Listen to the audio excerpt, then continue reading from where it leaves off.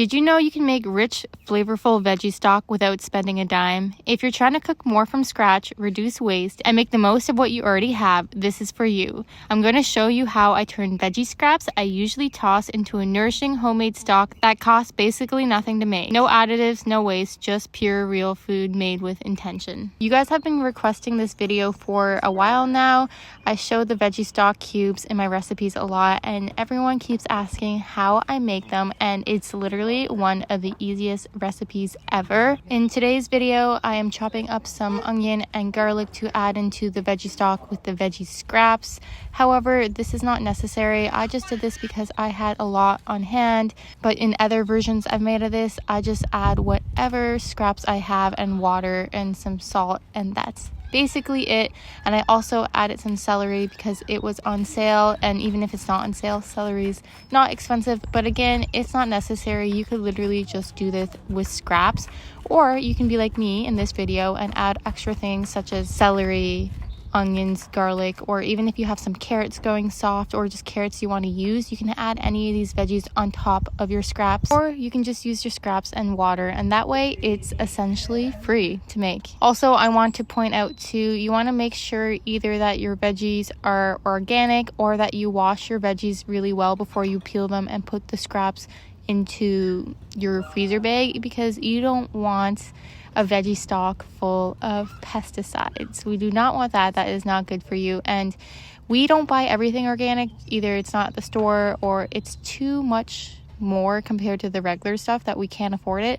But actually, if you look at certain things like carrots and a lot of veggies, actually the organic is the same price or just a tiny bit more. But just to be on the safe side, for both organic and non-organic, we always make sure to wash our veggies really well before we peel them and put the veggie stalks into this bag. So I started off by chopping up my veggies, which today was just onions and celery, and then I added the onions in the pot and sauteed it for roughly 5 minutes until it became a golden brown. Added a little bit more water, and added the celery along with all my bags of veggie scraps, and then topped it off with 12 cups of water. And then I also added some of my favorite herbs and spices such as bay leaves and a little bit of oregano and thyme, but again, these are optional. All you literally need is the water and veggie scraps. Brought it to a boil and then simmered it for roughly 45 minutes to an hour just to extract all the flavor. It really does not take long, and it is not complicated at all. It's so easy and straightforward. When it comes to collecting my veggie scraps, what I do is I keep it in the freezer, and anytime I have extra scraps from peeling carrots or whatnot, I'll just add it into the bag, and I would say it probably takes maybe a month to collect this amount and not long. So I basically never run out of veggie stocks because this makes roughly 12 cups of veggie stock, and by the time my bag is full again, then I still have some left. So it's just like an ongoing cycle. And for the specific ratio for veggie stock scraps to water, I wouldn't say you have to be very specific. If you can see in the pot, it's quite full, but it's not like you need a certain amount. But I would definitely say at least probably 4 to 6 cups of veggie scraps, and then double the water amount. And I also added a little bit of salt and pepper into this. Oh, and I added some green onions I had as well. If you didn't already know, all you have to do is fill a mason jar up with a little bit of water, and the green onions you buy from the store, you can put them in there and just keep cutting off the tops, and essentially it will keep growing. You'll want to add new water every couple of days, and you can even plant it in the soil outside. But this is a great way to basically have a never-ending supply of green onions, and it's great to add like the wilted tops into veggie stock as well. So I've been doing that instead of adding just white or yellow onions, because again, it's essentially free. In this recipe today, I added both, but like I mentioned already, I don't really add chopped onions all the time. Also, I just want to point out as well, there are some scraps of certain veggies you don't really want to add into veggie stock, especially your more bitter veggies, like say cabbage, kale, broccoli, cauliflower, things in that family. And then also you want to avoid starchy vegetables, so like potatoes and squash, because this can almost make your veggie stock gummy. But for the most part, most peelings and even things like the shell of an onion or the garlic can go in it. So it's a great way to use those things up.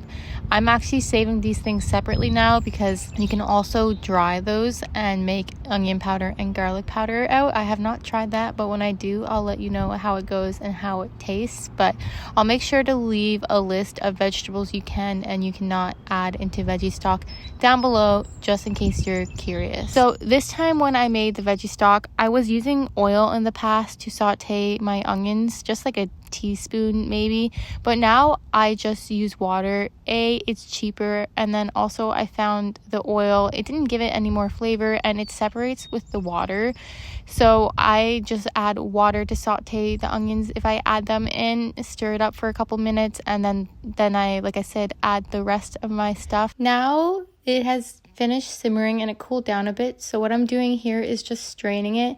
You can do this any way you want, although you'll want to use a strainer with relatively small holes just to prevent any of the vegetable particles going through. I'm doing it slow and steady like this because it still was a little bit warm, and in the past, you've probably seen in some of my videos, I'm notorious for spilling things when pouring it. I just haven't got it down on, I just haven't learned, I guess, how to properly pour things, and I didn't want to pour burning hot veggie stock all over myself, so that's why I was using the ladle. But you can do this any way that works for you, and if you have more time, you can let it completely cool off and then just add it into mason jars. If you do not properly can this, it only lasts in the fridge for probably a week. You should use it by. Or you can do what I do if you don't know how to can, or you just don't want to, or you don't have the right equipment. What I end up doing with most of this veggie stock is I freeze it into ice cube trays. Now I only have 2 ice cube trays, so I had to do this over a couple of days.